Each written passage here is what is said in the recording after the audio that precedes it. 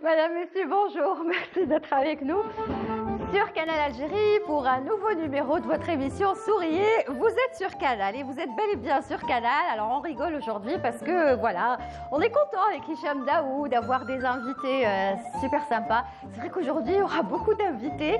On l'a pas fait exprès. On va essayer de gérer ça comme on peut parce que c'est ça. On essaye de vous proposer un maximum d'invités, tous aussi intéressants les uns que les autres. Alors je ne vais pas trop détailler le programme, sinon je vais pas terminer. Il va m'en falloir 10 minutes. Donc je vais juste vous dire grosso modo qu'on parlera de cinéma, de sport, de musique, de tourisme, mais également de photographie, d'art. Vous allez voir, tout va être très sympathique. Chaque invité va apporter sa petite touche personnelle, son savoir. Et justement, on ne va pas trop s'attarder. On va commencer tout de suite avec Hicham Daoud, d'ailleurs, qui, dans sa rubrique El Marsam, a un invité. Et quel invité, s'il vous plaît! On va le présenter dans quelques instants. Mais si le jingle est prêt, eh bien, on l'envoie tout de suite, puisque la chronique El Marsam, je le disais, ça va être avec Hicham. Alors, Hicham n'a pas, je crois que jusqu'à aujourd'hui, il n'a pas reçu d'invité dans sa chronique. Il s'est toujours contenté de faire voilà, des reportages, des sorties. Aujourd'hui, il a décidé d'avoir un invité. Et puis nous, on n'a pas dit non, hein, parce que l'invité, franchement, n'est pas des moindres. Et lui, il a un rapport direct avec ce dont va Hicham nous parler dans la chronique El Marsam. Et c'est tout de suite.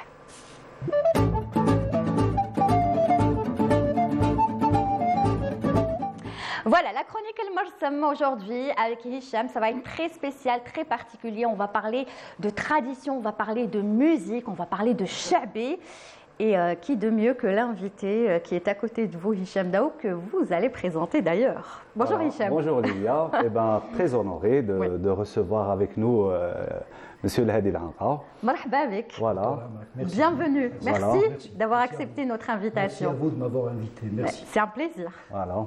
En plus, ça fait longtemps qu'il n'est pas passé à la télé. Oui. Et en plus, on a choisi pour vous un thème, une thématique, c'est le chabi. Oui. Quand on dit le chabi, on dit le patrimoine oral véhiculé à travers une musique inspirée de la musique arabo-andalouse, créée dans la Casbah d'Alger, mais devenue un style national. C'est-à-dire actuellement, si on part à Annaba, Oran, voire même Gardaya, dans le sud algérien, on peut écouter le chabi. Cette influence artistique actuellement devenue nationale. Et pour justement parler de ce style, j'ai eu l'honneur de croiser mon ami, Hadi Lanqa, pour parler justement un peu de cet héritage ancestral qui est devenu une identité algérienne par excellence. Très bien, donc avant de découvrir le reportage, parce qu'on va voir un super reportage sympathique que vous nous avez préparé. D'abord, on va vous dire encore une fois marhaba bik, bienvenue, merci d'être là. Si tu permets, juste une petite question et ensuite je te laisse mener ton débat comme tu veux, je serai là bien sûr. Hein.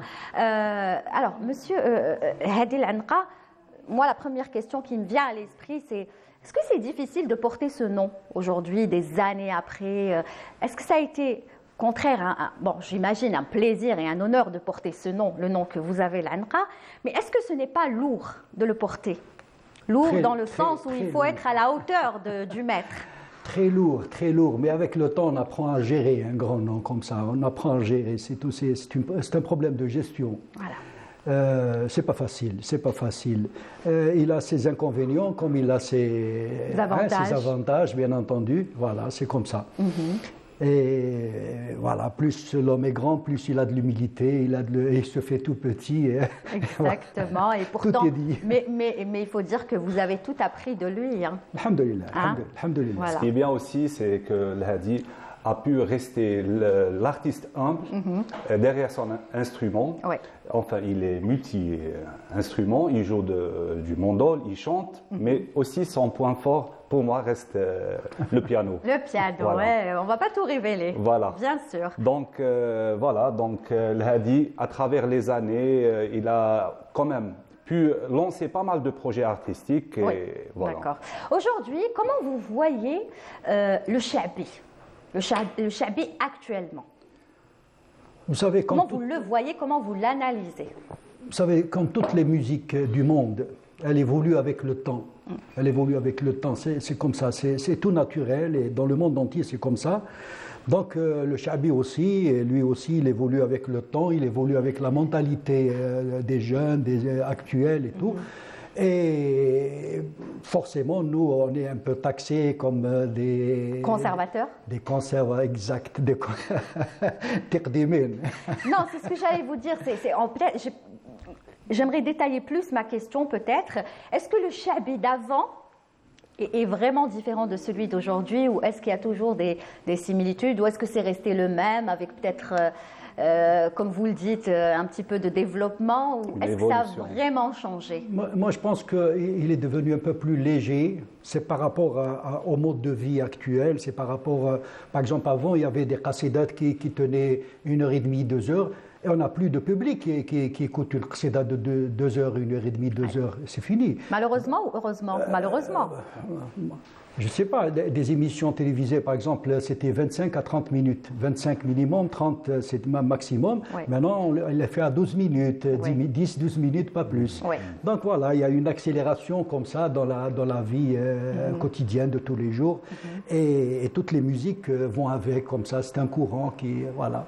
Mais il n'a pas disparu, c'est le plus important. Non, il disparaîtra jamais. Il disparaîtra jamais parce qu'il est sur des bases solides.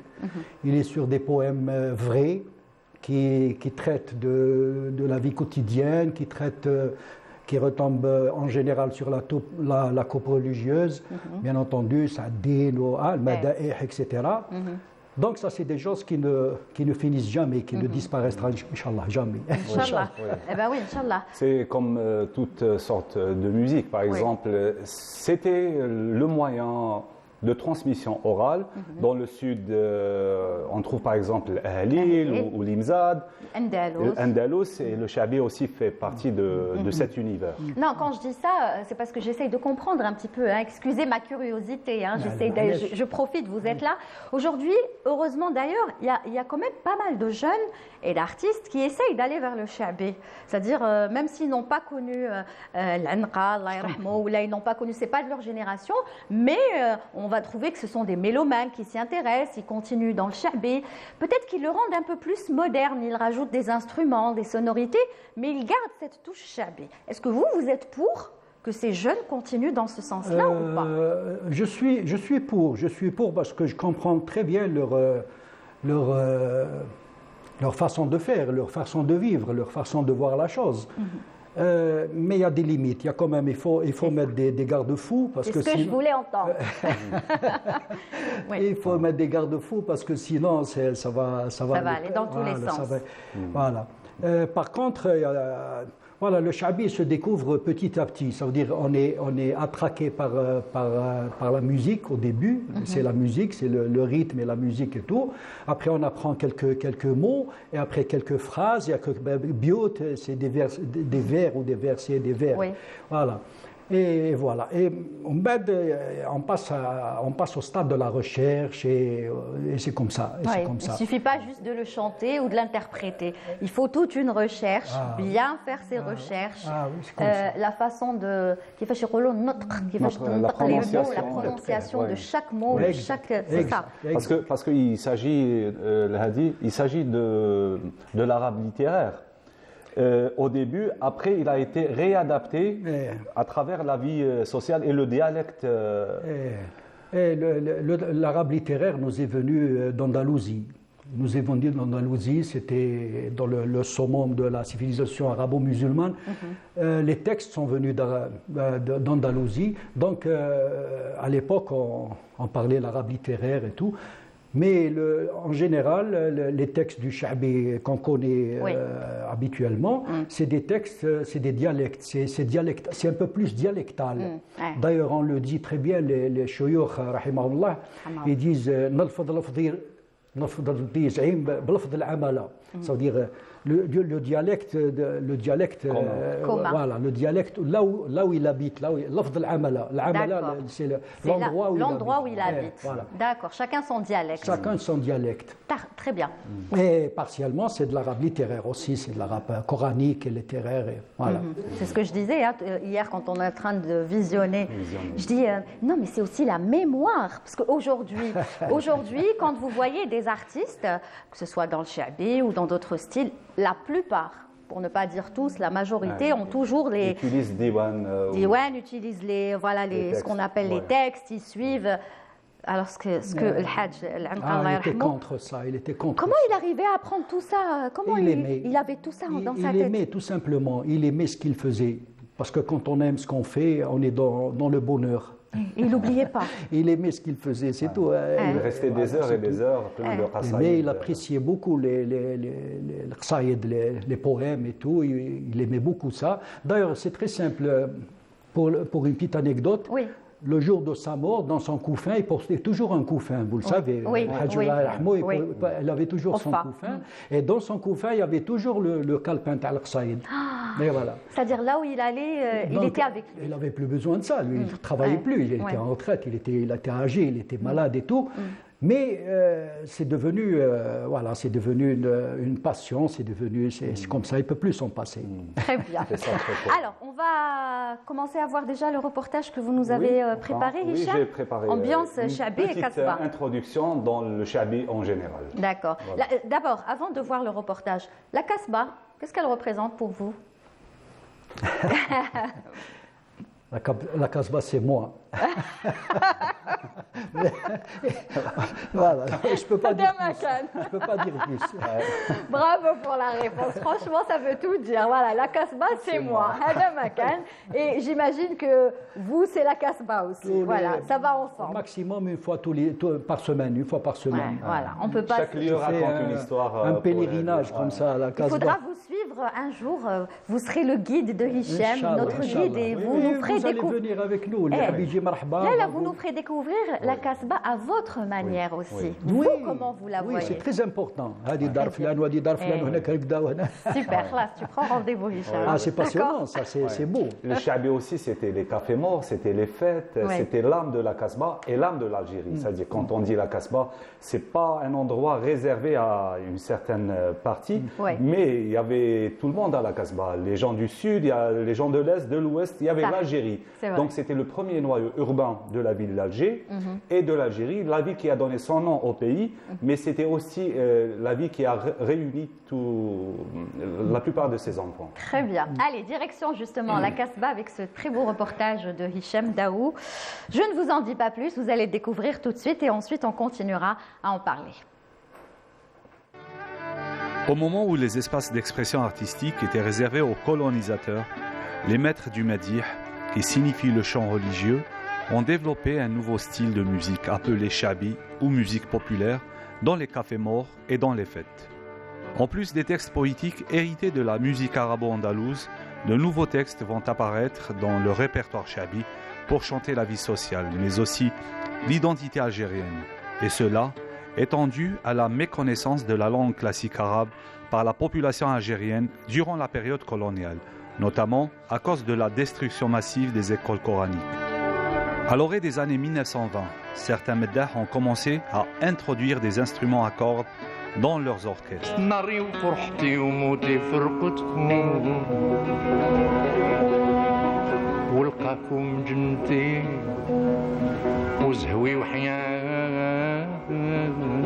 Après le décès de Cheikh Nador, c'est son élève Mohamed Al-Anqa qui va prendre le relais dans l'animation des fêtes. Il a pu donner une nouvelle impulsion au shabi et a introduit dans l'orchestre le mandol algérien.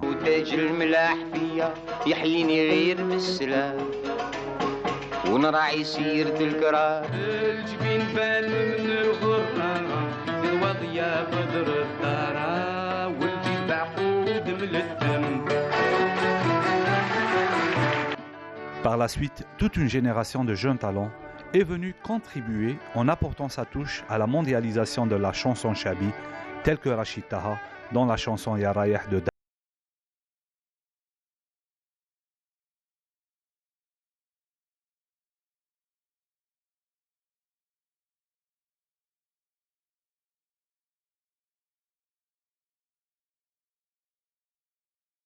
Voilà, yalla, yahi. Vous auriez dû faire plus, hein. Oui. شغل صح عطيتنا هكا شويه برك. شوية. Mais bon, هكذا شغل دقنا ومن بعد la prochaine fois plus long. ياك هشام. Non mais franchement. Il y a plein de choses à raconter. Il y a plein de choses à raconter. C'est vrai, les images étaient belles et l'histoire était belle également, n'est-ce pas? Monsieur Lahadi, l'instrument que vous avez à côté de vous, est-ce que vous pouvez nous en parler? Parce que vous n'êtes pas venu seul, hein. Vous avez ramené un instrument avec vous. Oui, Oui. En effet. En effet, ça c'est l'instrument qui appartenait à mon père, Allah yarhamou. Allah yarhamou. Oui. Ça, voilà. Merci, Oubahi. En fait, si je puisse parler un peu du mandol et de l'instrument. Bien sûr. Parce que l'histoire est passionnante. L'histoire du mandol et le mandol algérien. Oui. Voilà. Donc, Baba Allah yarhamou, le Hajj Mohamed Al-Anqa, il a eu 3 mandols dans sa carrière, quoiqu'il jouait plusieurs instruments. Hein. Oui. Il jouait du violon, on le sait très bien, du luth très bien aussi, et mandol, bien entendu. Après la mort de Cheikh Nador Allah yarhamou, en 1926, il a eu la première, ce qu'on appelait à l'époque la demi-mandole. Oui. La demi-mandole, c'était une mandole, ou un mandole, je ne sais plus si c'est un ou une, beaucoup plus petite. Oui. Et qui avait un son aigu, beaucoup plus aigu. Oui. Donc, il a commencé avec ce mandol. Et en 1937, il a demandé à un luthier qui habitait ici, un Italien luthier qui habitait ici à Alger, de lui fabriquer un mandol qui s'accordait très bien avec sa voix. Donc, vous savez très bien que n'importe quel être humain, sa voix, elle change tous les 10 ans. Tous les 10 ans, voilà, tous les 10 ans, plus on mûrit, plus on prend de l'âge, plus la voix devient plus grave. Donc l'Anqa avait très bien compris ça. Et à chaque fois, il demandait un mandol encore plus grave pour qu'elle s'accorde avec sa voix. La mandole, elle s'accorde avec sa voix. Donc la première, c'était en 1937. En 1952, il a refait une autre mandole chez Bélido, toujours. Jean Bélido, qui était musicien, professeur de musique au conservatoire et luthier en même temps. Chez lui, il avait une petite chambre comme ça. Moi, je ne le connais pas, hein, mais c'est ce qu'on m'a raconté. C'est l'histoire, exact. Voilà, il a demandé une deuxième mandole. Et en 1964, il a fait faire cette mandole, c'est Mohamed Chafa, qui est mort récemment, il y a quelques mois, Ami Mohamed, qui a légué ce métier à son frère Rachid, que je salue au passage, salam alaikum Rachid. Voilà, peut-être qu'il regarde, oui. Chafa aussi, c'est toute une histoire. Rachid Chafa. Et Rachid, à son tour, a légué aussi à son fils Sofiane et Farid. Voilà, c'est toute la famille Chafa qui font... Et il y a des autres luthiers, heureusement, alhamdoulilah, comme Mustafa Mouhoub, Mouloud Chaban, etc. Il y a des gens qui font ce métier. Et ce qui est un peu, je dirais, si je puis dire, bizarre dans ce mandol, c'est qu'il a pris de l'ampleur, il est rentré dans plusieurs genres musicaux. Voilà. D'accord. Ça veut dire, maintenant, on le voit même en France, même partout, un peu partout dans le monde. Moi, là où j'ai été, je remarque que les chanteurs, notamment kabyles, les chanteurs qui chantent les chanteurs kabyles, les chanteurs même raï, les chanteurs, ils portent tous ce mandol parce qu'ils ont trouvé, ce qu'ils voulaient dans cet instrument. D'accord. Est-ce qu'on peut dire que le mandol, c'est un instrument algérien par excellence? Oui. Ah, ça, je le confirme. Et parce que moi, je ne l'ai pas trouvé. Moi, j'ai été par exemple au musée de Bruxelles. C'est le seul musée au monde de l'instrument de musique. C'est le seul qui existe dans le monde à Bruxelles. Et j'ai bien visité ce musée. Je n'ai pas trouvé de mandol. Il y a des instruments que j'ai jamais vus de ma vie. Des instruments qui viennent de l'Afrique, de l'Amérique de l'Est, ou je ne sais pas où. Mais le mandol, non. Le mandol, typiquement comme ça, il n'y en a pas. D'accord. Il n'y en a pas. Et celui-là, vous le conservez bien alors? Vous le gardez précieusement? Bon, conservation, il était un peu délabré. Bon, je l'ai donné à un des Chafa qui me l'a refait, je le remercie. Et il a refait, il a tout refait, il a refait à neuf. Voilà. Et je le garde précieusement. يرقد معايا في البيت. Ah bon? عندك الحق. Ah oui, et comment? Bon, c'est vrai qu'il n'y a pas de micro là, vous avez juste un petit micro, mais au moins qu'on puisse vous voir. Ah, vous voulez que je gratter juste un petit gratter peu. Un peu. Bah oui. Parce que le son du monde de l'Hajj al-Anta est unique quand même. Hadi. C'est vrai. Ouais, déjà là, oui.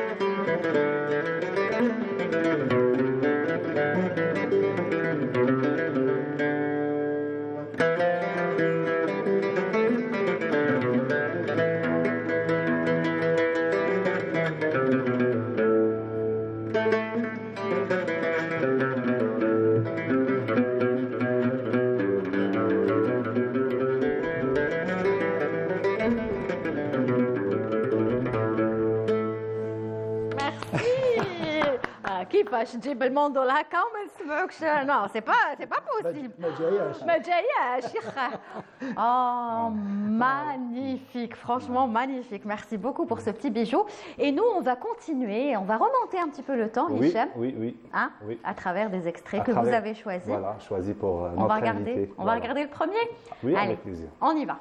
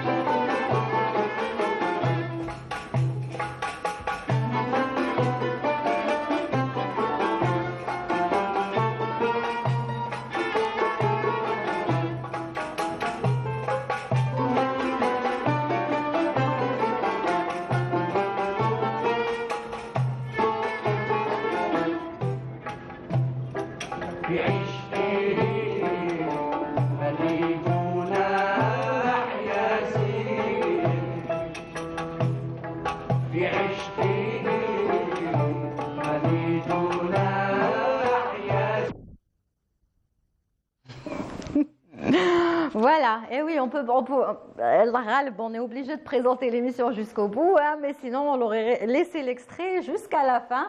Et ce qui est bien, c'est que dès que vous avez vu le début de l'extrait, vous avez dit c'est le même mandol. Ouais. C'est le même, les qu'on a c'est le même. C'est le même, exact. Les musiciens aussi avec qui? Cette émission, c'était une soirée. Al-Mougar. À la salle Mougar. C'était le festival panafricain de 69. D'accord. Et voilà. Ouais. Moi, j'avais 13 ans. Ouais. Et vous étiez au piano. Le piano. Les traits c'est incroyable. C'est les mêmes traits du visage. Je ne sais pas. Ce qui me dérange un peu quand je vois c'est que je me dis toujours ya Rabbi non, mais à l'époque déjà oui, jouer, c'est j'ai compris, mais comprenez-moi. Oui, ça c'est avec le temps, l'expérience, c'est normal. Je comprends un peu le hadith parce qu'à côté il y avait le grand maître. En plus l'Anqa Allah yarhamou, il y avait Alilou à la Derbouka, il y avait Qasdali, Fergan, que des grands. Surtout Boujma aussi. Bonjour. Exactement. Et vous n'aviez pas le trac à ce moment-là? Vous n'étiez pas... Si, quand même. Si, on avait très peur. Oui. On n'arrivait pas à jouer, On avait très peur. Surtout... Très peur de qui? Du père ou très peur de se tromper? Vous savez, le trac, c'est un phénomène que jamais personne n'a compris. Oui. Ça vient de nulle part et ça part de nulle part. Non, mais je veux dire, est-ce que vous aviez peur de ne pas être à la hauteur? Oui, c'est ça. C'est ça le trac. C'est ça le trac. C'est ça l'origine du trac, c'est ça. Oui. Moi, j'ai vu des grandes stars et quand ils montent sur scène, ils ont le trac. Et c'est comme ça. C'est vrai. Alors, c'est x10. Il était dur avec les musiciens. Dur, il avait de la rigueur. Oui, c'est ça. Dur, non, mais il avait de la rigueur. Et moi, je lui donne entièrement raison. Vous savez... en étant chef d'orchestre, moi je ne veux pas trop parler de moi. Non, oui, il faut forcément, il faut bien, oui, c'est ça. Moi j'ai dirigé un orchestre de 45 musiciens. Oui. Et dans le monde entier, Jazair ou Kharj al-Jazair. Donc, ce que j'ai compris de ça, ça devient une expérience. Après, on acquis une expérience de ça. Ça veut dire que le chef d'orchestre, il faut qu'il soit chef d'orchestre, connaisseur de ce qu'il est en train de faire, en plus un bon meneur d'hommes. Oui. Il faut être un meneur d'hommes, sinon c'est la pagaille. Voilà. Donc il faut être, c'est ça, qui est de la rigueur. Voilà, et l'Anqa, il avait très bien compris ça. Il était un bon meneur d'hommes. Très bien. Ouais. Alors, on regarde un deuxième extrait, s'il vous plaît. On se fait plaisir aujourd'hui, bien sûr. Allez, yallah.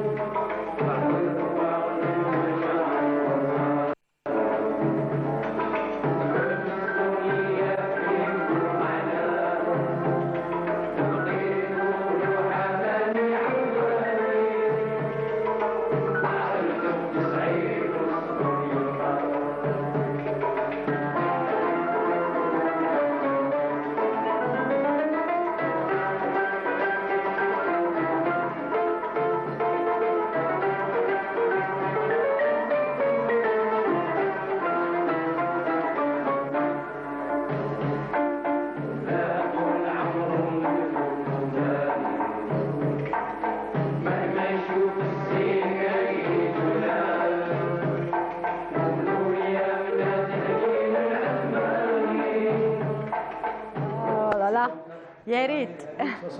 68. 68. Ouais, c'était juste avant le PANAF. Moi, j'ai commencé au conservatoire en 66. J'avais 10 ans. Ouais. Donc, 2 ans après, voilà, On a commencé à... En tout cas, nous, on est contents d'avoir toutes ces... C'est incroyable, la télévision algérienne, on a de la chance quand même d'avoir ces archives, ces chefs-d'œuvre voilà, qui existent à la télé. Exactement, exactement. Alors, c'est vraiment un plaisir, c'était un plaisir, C'était pour moi, le plaisir est partagé. Ici, franchement, mais je sais que vous vouliez annoncer quelque chose parce qu'il va y avoir de l'actualité, vous avez une actualité spécialement pour Ramadan, Inch'Allah. Oui, on travaille dessus. On travaille, voilà, il y a une édition du Festival national de la chanson Shabi de 2023 qui va se passer pendant le mois de Ramadan, Inch'Allah.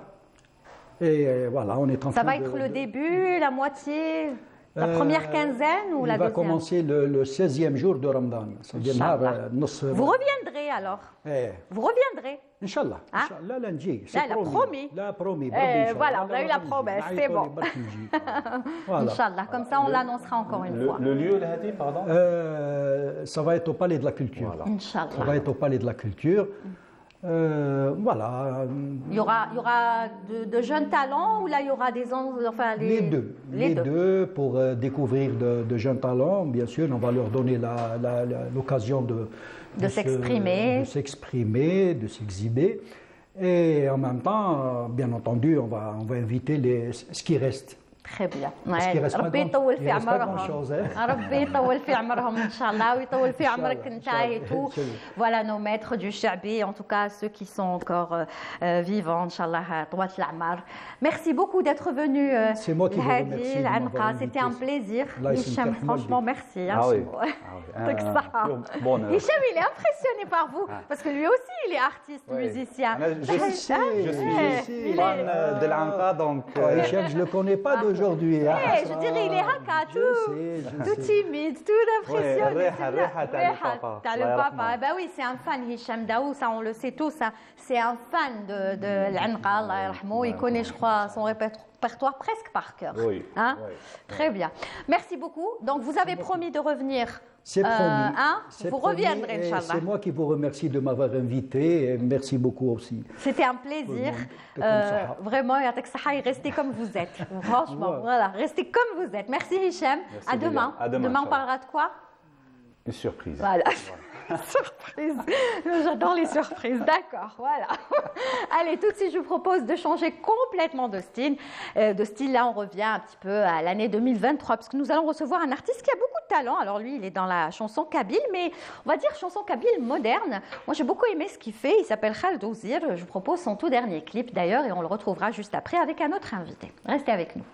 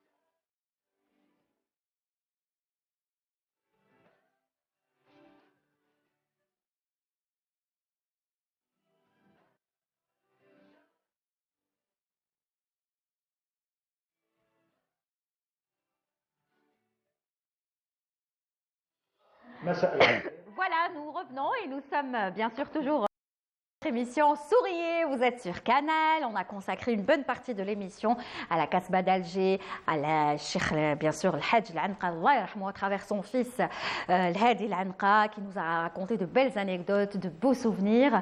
C'était très sympathique avec Hicham Daou. Et là, on va continuer notre émission, puisque je vous l'avais dit, hein, les invités sont vraiment différents les uns que les autres, même s'ils sont tous, ils excellent dans ce qu'ils font, ils aiment ce qu'ils font, comme l'artiste que vous venez de voir, hein, ça c'était son tout dernier clip. Il est sorti jeudi dernier. Voilà, c'est tout chaud, ça vient tout juste de sortir du four. Il s'appelle Khaled Ouzir. Bonjour, marhaba bik Khaled. Lilia. Marhaba bik. Ça va? Merci. J'ai adoré la chanson. Malheureusement, je ne sais pas donc capter quelques mots. J'ai mis la traduction. Voilà, mais franchement, je trouve que vous avez une belle voix, la mélodie. J'ai beaucoup été touchée par la mélodie parce que c'est très moderne, c'est très folk. C'est beaucoup, oui. Avec voilà, le texte kabyle. Donc franchement, bravo, on a passé le clip. Et juste à côté de vous, alors lui, j'ai décidé de l'inviter. Pourquoi? Parce que je l'ai vu à l'œuvre. Lui, comment le présenter? C'est un artiste en fait, hein. Il est photographe, il est artiste, il est mélomane, il adore la musique shabi, andalous, haouzi. Vous allez le retrouver pratiquement, si ce n'est pas à tous les concerts, tous les récitals. Il est partout avec les artistes, même les artistes où là où tout le monde le connaît, avec son appareil photo. Il prend de très très belles photos de ces artistes. Il s'agit de Zoher Guelati. Bonjour. Bonjour. Marhaba bik. Allah yselmek. Je vous remercie pour l'invitation et puis pour l'accueil.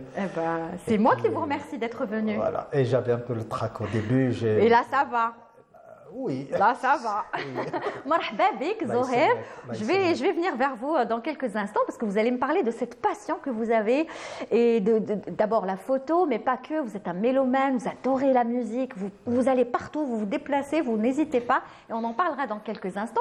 Je reviens à vous, Khaled. Alors, Khaled Ouzir, pour moi, vous êtes une découverte, une révélation, parce qu'il n'y a pas eu que ce clip, hein, il y a eu une chanson qui est sortie aussi, ça fait pas très très longtemps, en octobre dernier. 2022. Donc, l'univers Taak, c'est vraiment ça, c'est la musique, enfin la chanson, le texte kabyle sur de la musique moderne, folk, rock, un petit peu. Soit. Donc, je voulais ramener de la fraîcheur à la chanson kabyle. Oui. Donc, un nouveau style. Oui. Voilà. Le style Taak Hada ou là, le style Taman. Oui, ouais. C'est moderne. C'est moderne, oui. On peut dire c'est de la pop amazigh. C'est de la pop amazigh. Kabyle. Exactement, voilà. C'est de la pop. Et qui écrit les textes? Est-ce que c'est toi? C'est moi, oui. C'est moi qui écris et qui compose la musique. Ouais. Voilà. Donc tu as fait le conservatoire ou tu es autodidacte? Je suis autodidacte depuis l'enfance. Voilà. Ouais. Donc, j'ai commencé à jouer de la guitare. J'ai appris ça par mon père et mes frères. Ouais. Après, je me suis évolué. Tout simplement. Et voilà. Tout seul, voilà, tu as suivi. Voilà. Et tu aimes ce que tu fais aujourd'hui? Bien sûr. Si j'aime pas ce que je fais, donc je ne fais pas des clips. Et non, je lance pas. Sans ragda. Ils font juste comme ça, sans pour autant aimer. Mais bon, toi, ça se voit que tu aimes. Parce que même le clip, il est frais. C'est bien fait. Qui a réalisé le clip? Oui, c'est Yazid. C'est Yazid Sayent. D'accord. L'image, elle est très très belle. C'est un artiste. Ah oui, l'image, elle est belle. C'est un ami. Donc, et il a été réalisé où? C'est à Tizi, le village. Je pensais que c'était en Écosse. Finalement, c'est chez nous. C'est très beau, le c'est village Eurer. Ouais. Je passe le bonjour déjà au village et au comité du village. C'était magnifique. D'accord. Voilà, franchement, c'est un très très beau clip qu'on passera. Tu nous autorises à le passer bien sûr, dans d'autres émissions, etc. Parce que franchement, il est très très beau. Moi, je t'encourage, franchement. C'est pas d'album encore. Mais pas encore. J'ai des chansons. Je travaille sur l'album, mais je préfère sortir tout doucement des clips. Donc 3 clips ou bien. Après, je sors l'album. Tu préfères que les chansons tournent un petit peu, qu'elles soient écoutées, les clips, et ensuite tu lanceras l'album. C'est bien réfléchi. Très très bien. C'est vrai que oui, parce que sortir un album comme ça, c'est un risque. Il faut avoir un peu de la stratégie. Donc, stratégie, hein? Oui. La stratégie. D'accord. Sinon, ça parle de quoi en général? Je sais que ça parle beaucoup d'amour. Voilà. Les textes parlent beaucoup d'amour. Bon, la première chanson, ça parle de l'amour, bien sûr. Et un peu sur l'ego. Donc, comment dirais-je, c'est comme si un conseil pour dire il faut éviter l'ego. Il y a de la morale. Voilà. Il faut ça. éviter l'ego entre les amis, ou bien entre la famille, ou bien entre le couple. Pour psychologue. Tu joues le rôle du psychologue à travers la chanson. Oui. C'est bien ça, ouais, c'est bien. En tout cas, bravo. Moi, je tenais vraiment à ce que tu viennes nous présenter déjà le clip que j'ai trouvé super sympa, bien fait. Moi, j'aime bien quand les choses sont bien faites, surtout quand c'est de beaux clips. Il faut vraiment qu'on les passe, qu'on encourage cette jeunesse, parce que tu es jeune. Tu as quel âge? Tu ne dépasses pas la trentaine? 28. Ah, voilà, tu ne dépasses pas. Donc, pour 28 ans et un très beau clip. Même le deuxième, il est beau. On le verra tout à l'heure. Alors, c'est pas trop votre univers, j'imagine. Non, c'est pas de votre style de musique. C'est passionnant. Ce qu'il a dit, ça m'a passionné, surtout le mot folk kabyle. Oui. C'est une découverte pour moi. Et puis, du coup, j'aurais aimé assister à un de ces concerts. On va s'échanger. Bien sûr. Est-ce que tu as déjà donné un concert? Non, pas encore. Ardo déjà. Déjà, j'ai fait déjà une compétition en 2018, South Challenge, sur une émission algérienne. Oui. Et aussi, j'ai fait des compétitions, j'ai fait des scènes. D'accord. Il faut faire beaucoup de scènes. Monsieur Guelati, il faut les photos. On va s'échanger les coordonnées. Très bien. Alors justement, Monsieur Zoher Guelati, comment parler de vous, le passionné de la photo, le passionné de la musique? Vous êtes partout, vous ne vous arrêtez jamais. Enfin, vous et votre épouse, qu'on salue d'ailleurs si jamais elle nous regarde, madame. Je suis sûre qu'elle est en train de suivre l'émission, n'est-ce pas? Donc on lui fait un coucou. Vous êtes devenu un couple finalement que tous les artistes connaissent, même le public qui vient assister au récital, au concert, etc. Ils vous connaissent tous. Vous baladez avec votre appareil photo. Pourquoi? C'est une passion pour vous? D'abord, la photo, c'est une passion depuis mon plus jeune âge. Mais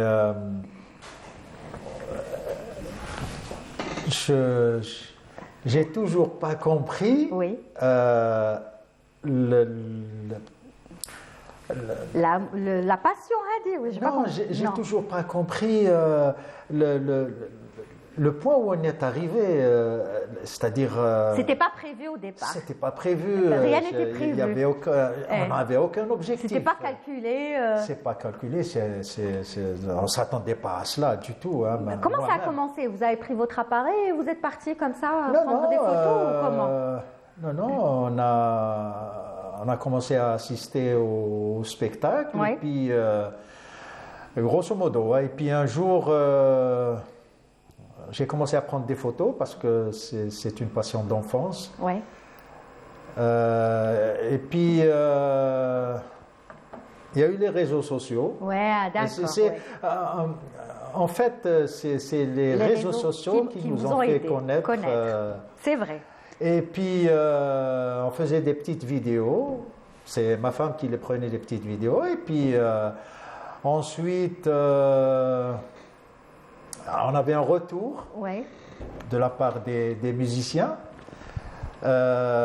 Qui sont devenus vos amis après. Voilà, qui sont devenus nos amis. Et puis,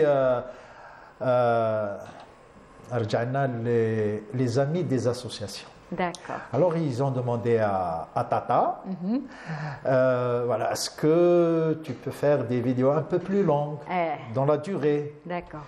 Et c'est là qu'on a acheté un caméscope standard, etc. Et que vous avez commencé. Et puis voilà, c'était tout le concert qu'on prenait. Et puis, avec les réseaux sociaux, on partageait tout cela. Très bien. Et les gens ont aimé cela.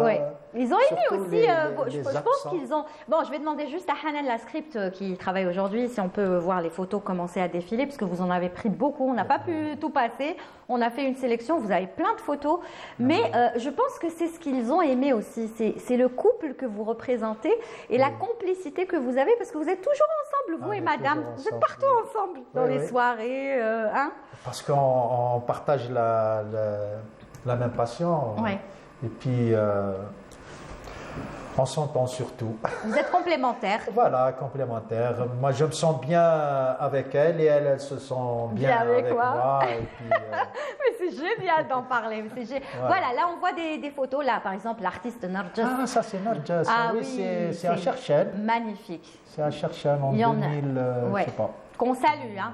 Qui va être notre invité, Inch'Allah, très bientôt. Beaucoup de photos, voilà, beaucoup d'artistes que vous avez photographiés. C'est Allah يطول في عمره الشيخ خزناجي في سيدي عبد الرحمن. Ouais. Et aujourd'hui, ils vous connaissent tous, ces artistes. Oui. Voilà. Allah يرحمه. Oui, c'était le même jour, Waqila. Oui, parce que c'est le même décor derrière. Oui. C'est vrai, exactement. Et plein d'autres artistes. Vous avez récemment, on en a parlé d'ailleurs la semaine dernière, ils étaient nos invités. Il y avait Hasna Henné, Karim Bourazé et Abbas Riri. Vous les avez pris en photo aussi. On les a pris en photo. C'est devenu des amis à travers les photos. Et puis, je ne sais pas, le fait de partager déjà ces photos-là sans aucun retour ni rien, hein, c'est vraiment avec plaisir. Sans intérêt, voilà. Vous n'avez pas un intérêt quelconque. Exactement. Ils ont trouvé que les photos étaient belles. Oui, c'est vrai. Il y en a qui sont vraiment très belles. Hein. Celles que vous avez prises récemment du récital que j'ai cité, elles sont magnifiques. Oui. Je ne sais pas si Hanan peut nous en faire passer quelques-unes. Les dernières, là où il y a Karim Bourazé, Hasna Henné, non, pas celle-là.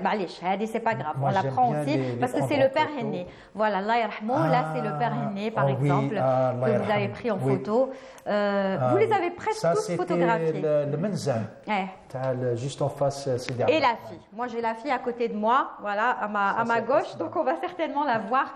La fille Hasna, qui était donc, je le rappelle, la semaine dernière, le week-end dernier, en récital avec Karim Bourazé et bien sûr Abbas Riri, de très belles photos. J'imagine qu'aujourd'hui, vous savez comment régler votre appareil par rapport à la lumière, par rapport à... N'est-ce pas? Exact. J'apprends sur le tas. Ouais. Et puis, je me corrige chaque fois. La photo, elle n'est pas belle. Je la refais. Je la refais avec des petits réglages à gauche et à droite. Et puis, c'est comme ça que j'ai appris à maîtriser un peu la scène. Parce que la scène, c'est pas des lumières naturelles, c'est des projecteurs. Tout à fait. Donc, il y a des réglages à faire. Il y a des réglages à faire. Très bien. On aurait aimé qu'il y ait des scènes où un éclairage uniforme, un bel éclairage. C'est pour ça qu'il faut des spécialistes. Chaque spectacle, il a son éclairage aujourd'hui, c'est vrai. Vous allez continuer dans la photo? Vous allez continuer à aller photographier les artistes? Oui, jusqu'à ce que la passion disparaisse. Je ne pense pas qu'elle va disparaître. Non, vous êtes un passionné. Ça nous occupe. Ouais. Ça nous occupe. Et puis le fait de rencontrer donc les gens. C'est vrai. Le fait les rencontres, même tout le monde, ça fait partie de votre environnement maintenant. Ça fait partie de nous-mêmes maintenant. C'est vraiment agréable de rencontrer des gens qui aiment ce que vous faites. C'est vrai. Et qui vous encouragent. Et puis voilà. Que l'aventure continue, n'est-ce pas? Et puis je vous remercie aussi c'est pour moi qui vous remercie. C'est un intérêt que vous nous portez. Auquel on ne s'attendait pas. Voilà, et des fois on ne s'attend pas à certaines choses. Heureusement que je suis là. Heureusement, oui. C'est-à-dire que j'avais le traquis, je ne voulais pas venir. Finalement, non, ça s'est bien passé. En tout cas, ce qui est sûr, c'est que, voilà, je voulais dire autre chose. Et finalement, on devait parler d'autre chose, mais j'ai décidé de ne pas en parler. Pourquoi? Parce qu'on va en parler, vous allez revenir pendant le mois de Ramadan. Et je pense que ce serait encore mieux d'en parler pendant ce mois de Ramadan. Voilà. Là, il faut un autre sujet. La photo, voilà, d'accord. Donc on en parle. Donc on en parle. Culinaire, voilà, c'est le mec là. Rien du tout, ça n'a rien à voir avec le mec là, je vous rassure. Vous reviendrez, vous promettez de revenir Ramadan, Inch'Allah, parce que franchement, il faudra qu'on parle de ça, c'est très important. Là. Chez le 7. Le 7, Là, avant. Bien sûr, avant. N'importe quel jour, sauf le 7. Et on pourra en parler et vous comprendrez pourquoi j'ai décidé de le réinviter pendant le mois de Ramadan. Et vous serez content d'ailleurs de ce qu'il fait avec son épouse. Voilà.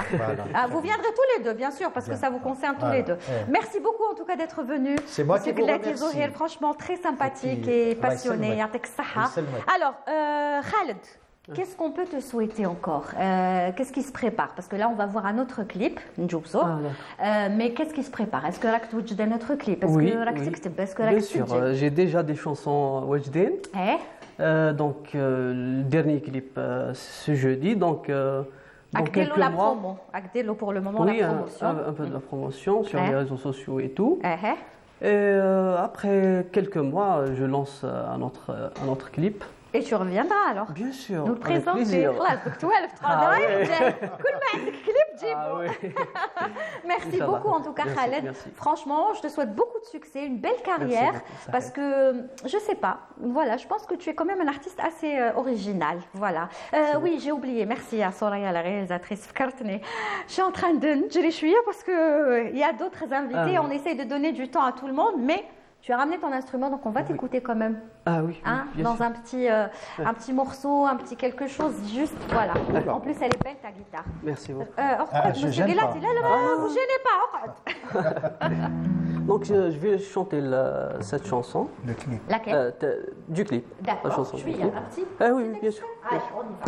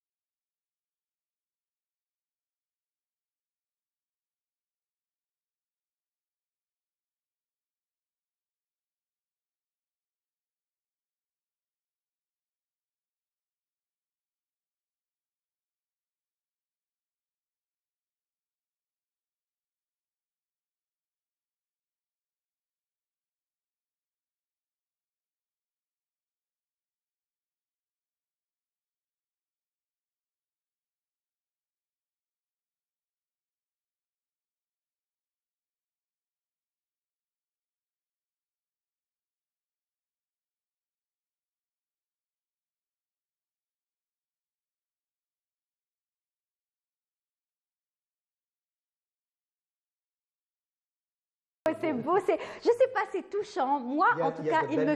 Exactement. Même sa voix, elle est très particulière. Tu as déjà chanté en anglais? Oui, je chante en anglais. Oui, tu chantes en anglais, par exemple. C'est quoi tes influences en anglais? John Legend, Imagine Dragons. Ah ouais, voilà. C'est le folk, la country. Oui. Ah ouais, donc la prochaine fois, tu nous feras quelque chose en anglais. Oui, bien sûr. D'accord. Tu veux faire maintenant? Tu veux faire un peu? Aïe, alors. الوقت على بالي بصح معليش. حبيت نسمع quelque chose en anglais. What would I do without your smile now? Drawing me in and you kicking me out. You got my head spinning. No kidding, I can't pin you down. What's going on that beautiful mind? I'm on your magical mystery ride, and I'm so dizzy, don't know what hit me, but I'll be alright. My head's underwater, and I'm breathing fine.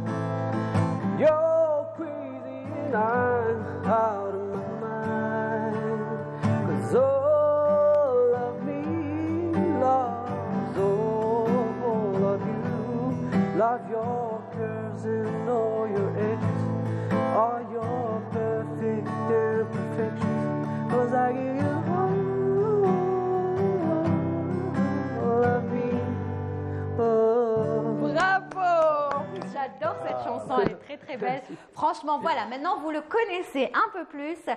Il est juste, extra cet artiste, et franchement, je te souhaite une très très belle carrière, t'épanouir, faire de belles chansons, et tu reviendras dès qu'il y aura une actualité.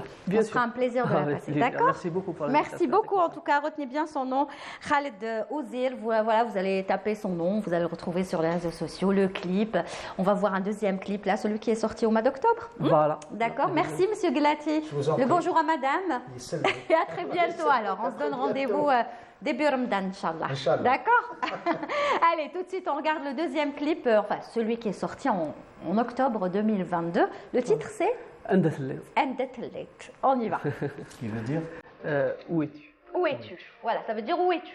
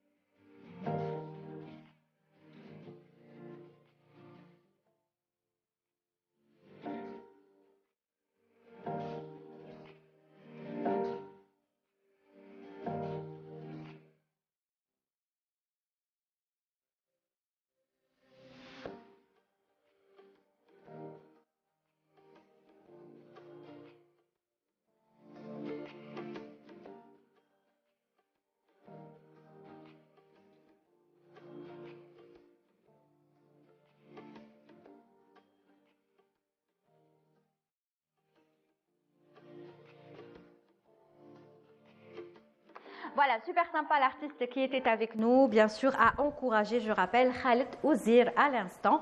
Et tout de suite, on reçoit encore d'autres invités.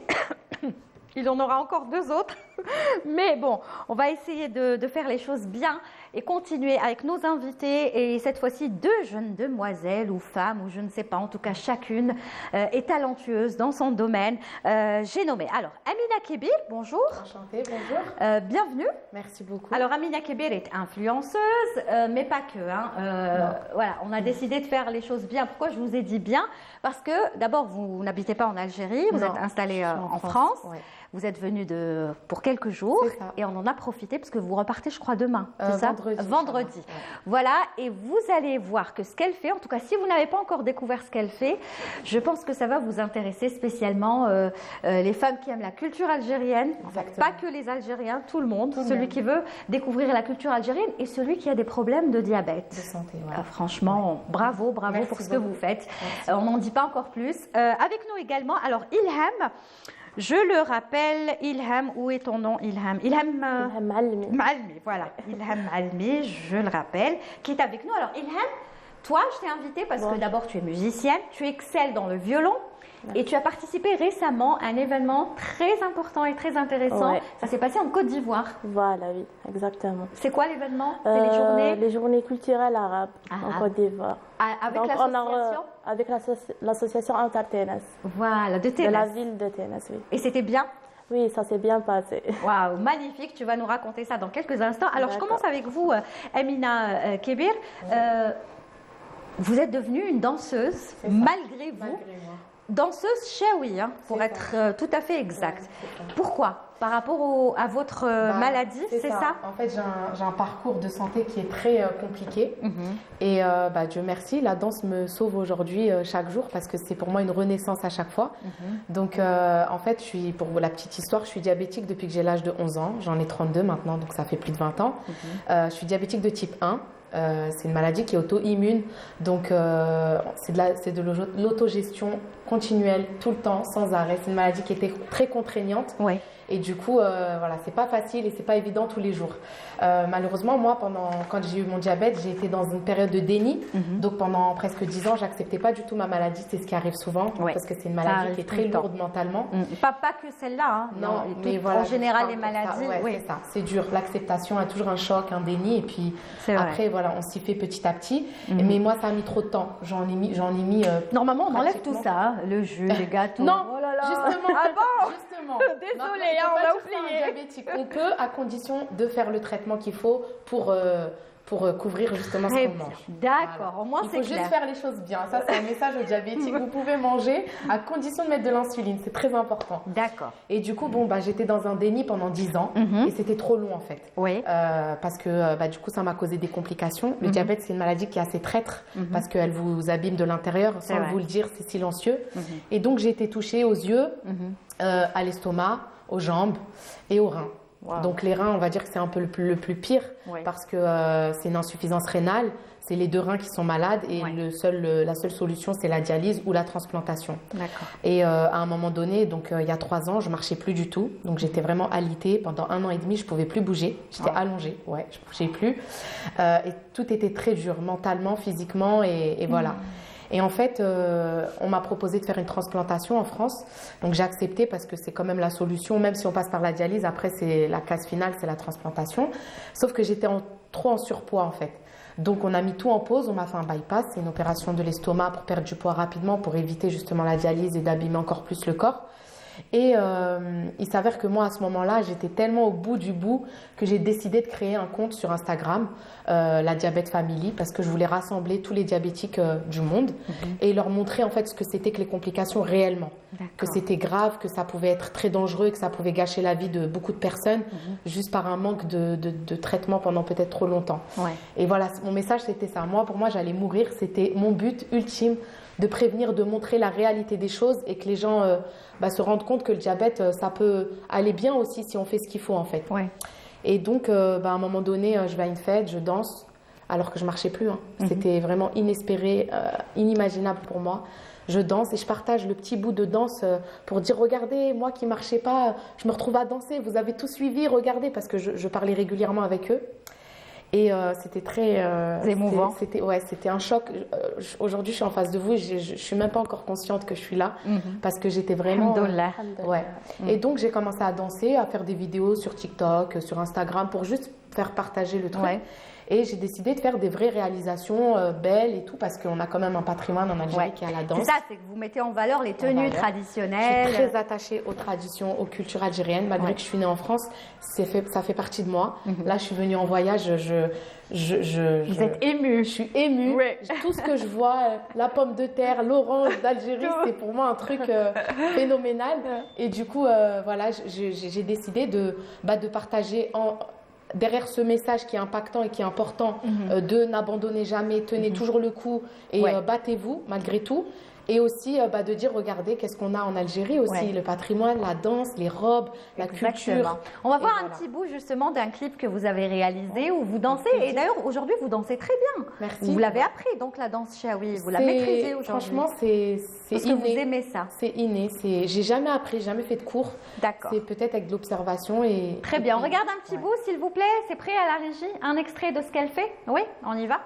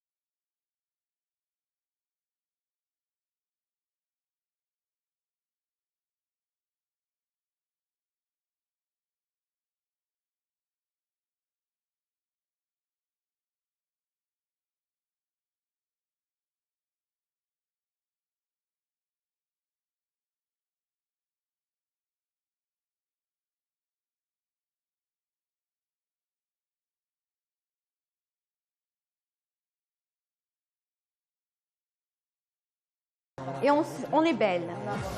Voilà. En tout cas, bravo. Merci de partager ça avec nous aujourd'hui sur Canal Algérie. Ilham.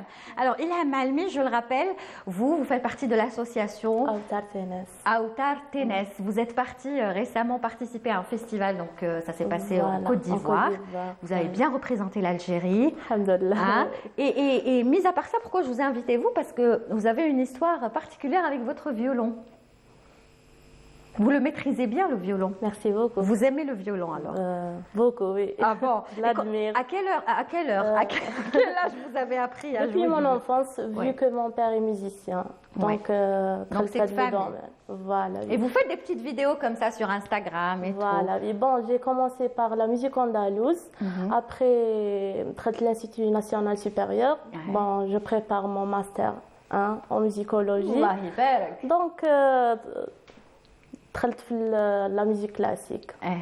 وبصح ما تلعبيش غير الكلاسيك، تقدري تلعبي de tout, l'occidental, tous les styles. Et on fait appel à vous souvent dans des anniversaires, dans des récitals, des événements, des mariages. Vous êtes là avec votre violon et vous faites plaisir. Et les gens, ils adorent le son du violon. Parce que le violon, il a un son très particulier. Quand on est stressé, quand on n'est pas bien, dès qu'on écoute le violon, on est bien. Donc on va vous écouter tout de suite si vous voulez. D'accord. Andalou ou bien occidental? واش تحبي؟ واش تحبي؟ تفضلي، حبيتي اندالو كيما تحبي. Les chansons occidentales. تفضلي.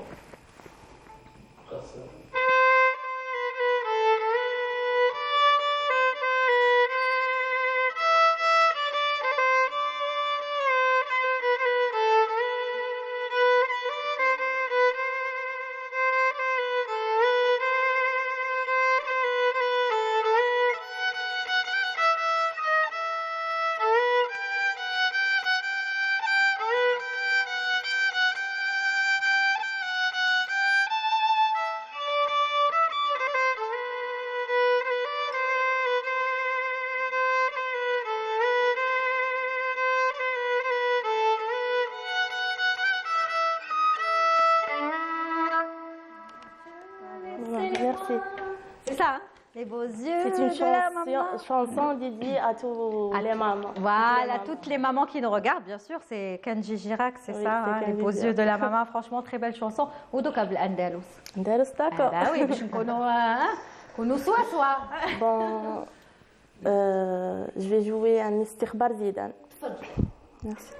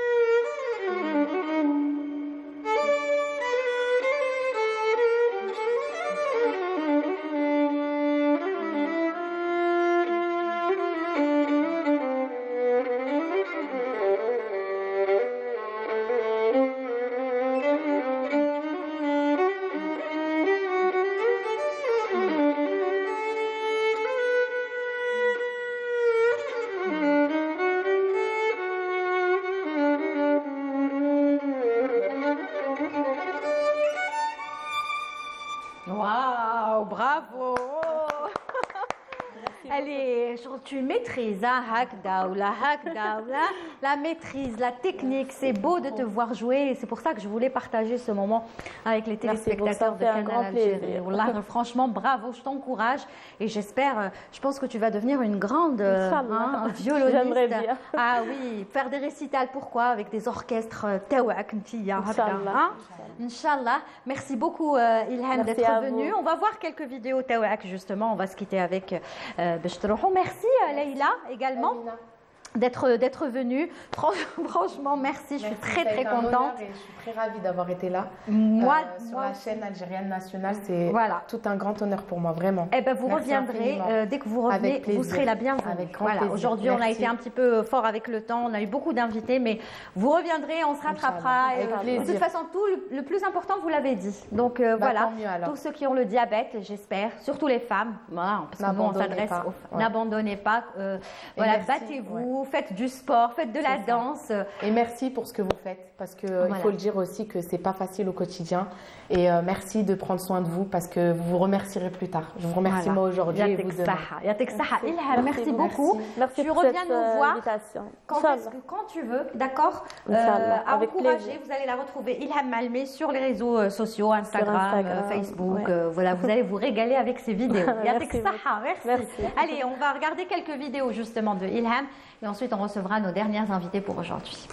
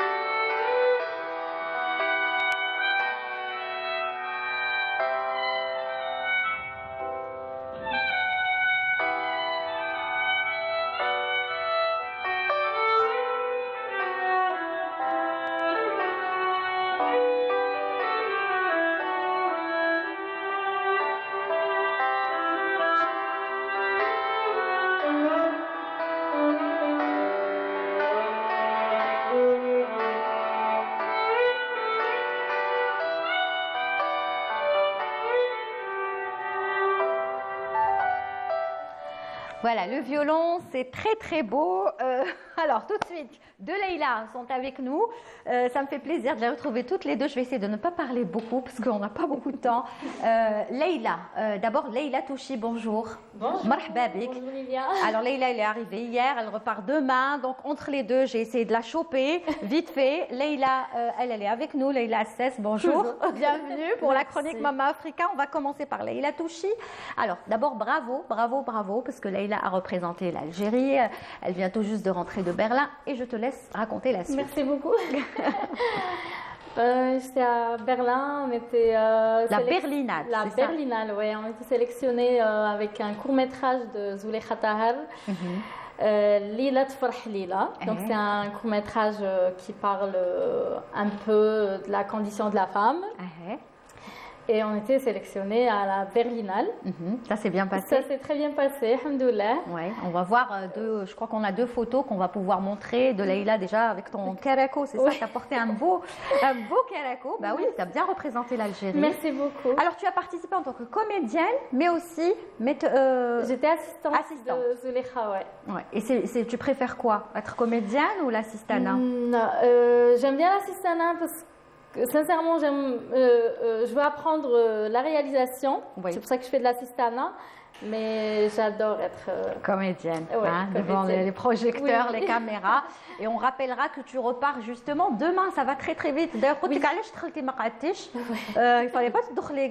Là, on voit très très belles photos au niveau de la Berlinale, voilà, avec ton Kereko. Tu as bien représenté l'Algérie, magnifique, avec ce court métrage, on le rappelle. Et tu repars demain pour participer à un autre événement, ça sera la projection. Oui, la projection, l'avant-première de La Dernière Reine à l'Institut du monde arabe à Paris. De Adila Bendimela et Damien Nouri.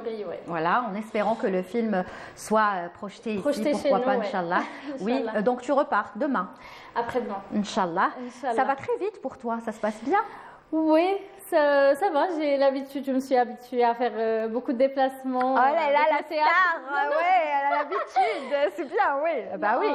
Franchement, j'ai appris à le faire avec le théâtre surtout, parce qu'on faisait beaucoup de déplacements. Leïla est une femme de théâtre avant, oui, hein. Voilà, théâtre de rue, théâtre, tu as toujours été là pour encourager le théâtre et tu n'as jamais laissé tomber ça. Non, c'est ma vie. Le théâtre, c'est... je peux pas le laisser. Et tu as bien raison. Merci beaucoup. En tout cas, franchement, bravo. Je tenais à te le dire, Leïla, même si ça va être rapide aujourd'hui, tu reviendras nous voir dès que tu rentres de la représentation, n'est-ce pas? Et là, on pourra en parler avec beaucoup de détails. Là, on voit l'affiche justement de la Berlinale. Oui. Berlinale, voilà. Là, c'est magnifique. J'imagine que vous avez passé un bon moment.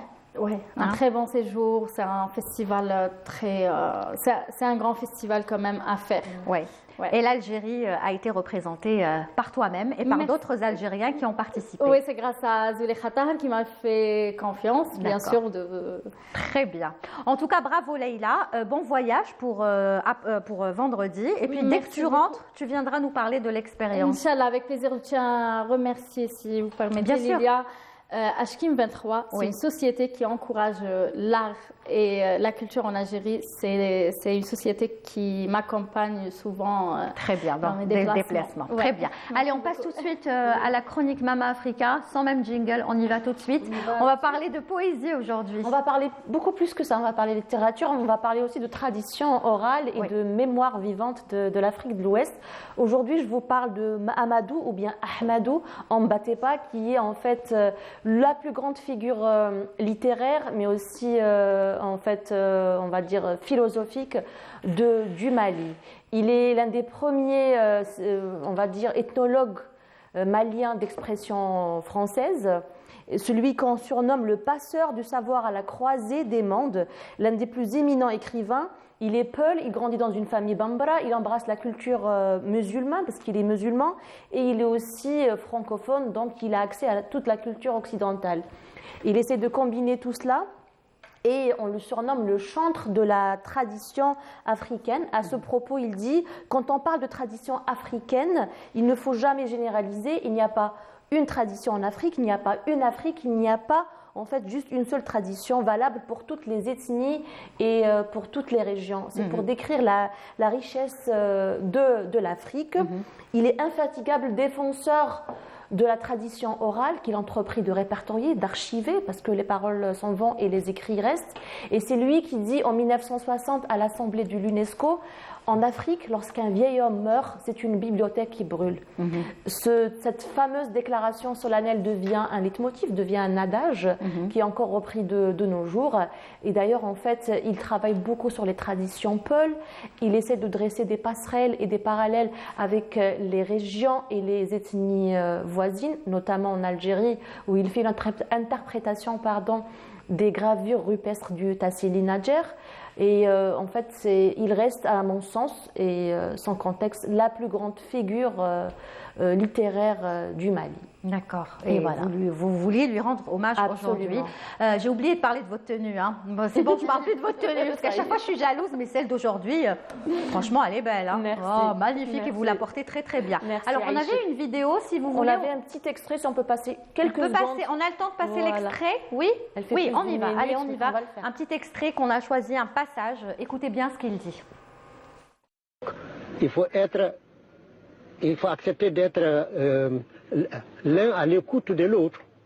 Et au moment où l'Européen écoute l'Africain, il faut qu'il cesse d'être européen pour être un élève ne connaissant absolument rien, accepter qu'il ne sait pas, Et alors, parce qu'on dit chez nous, celui qui sait qui ne sait pas saura. Celui qui ne sait pas ne saura pas. Et on a fait ça comme un petit poème peul. Et dunya neɗɗo kala dañanko jeyi so wonto yi koma ko am koma. Et il en dit des choses, et il en dit des choses, et il en dit des choses, franchement, sur l'Afrique, sur... Absolument. Très visionnaire, d'ailleurs. On peut toujours replacer ce qu'il dit dans le contexte actuel. Il est très visionnaire, il prêche toujours l'ouverture vers l'autre, le respect, en fait, de la diversité. Et il le dit, d'ailleurs, au début de cette vidéo, je suis citoyen du monde. Oui. On est quelque part, mais on appartient à toute l'humanité. Franchement, merci pour cette belle découverte, Leïla. Demain, ce sera encore... un sujet très très fort, hein, on n'en dit pas plus, il faudra être avec nous demain pour pouvoir le découvrir. Leïla, j'ai oublié, rappelle-moi juste le titre du court-métrage qui a participé Leïla Tfarh Leïla. Leïla Tfarh Leïla, donc ça parle de la femme, c'est ça. Et toi tu adores ces sujets où on parle de la femme, je sais, hein, tu es très, tu as toujours défendu la femme, donc j'imagine que ces rôles-là te vont bien. Oui, bien sûr, bon, j'ai joué un rôle... De la femme méchante, la tante méchante, mais c'est toujours pour traiter le sujet, justement. Exactement, toujours. Et le théâtre, ça se prépare? Il y a quelque chose en écriture, en préparation? D'accord, très bien. Tu me donneras des cours de théâtre, Zama, je peux, c'est pas trop tard. Avec plaisir, non, il n'est jamais trop tard pour bien faire. Merci beaucoup, en tout cas, Leïla Touchi, je le rappelle, elle vient tout juste de rentrer de Berlin, elle a participé à la Berlinale à travers un court-métrage, mais aussi elle a été assistante sur ce court-métrage et elle repart vendredi pour pouvoir représenter un petit peu voilà, la comédienne algérienne qu'elle est dans le film, donc La dernière reine de Damia Honouri et Adila Bendimre, dont on te souhaite bon vent. Merci. Et tu reviens nous voir dès que tu rentres. Avec plaisir. D'accord, merci. Merci beaucoup, merci Leïla. À demain. À demain, Inch'Allah. Merci à vous tous de nous avoir suivis. On a peut-être été un petit peu speed aujourd'hui. Demain, on sera un petit peu plus calme, plus zen. Merci à tous ceux qui ont travaillé sur tes émissions. À commencer par moi-même, tiens, pour une fois, je vais dire merci à moi-même. Et bien sûr à Soraya Hamoudi qui était à la réalisation et Hanan, bien sûr, au script Anna. Merci à toute l'équipe du studio numéro 7, la régie numéro 7 également. Et on se donne rendez-vous demain avec d'autres invités. Bonne journée, n'oubliez pas, souriez, vous êtes sur Canal.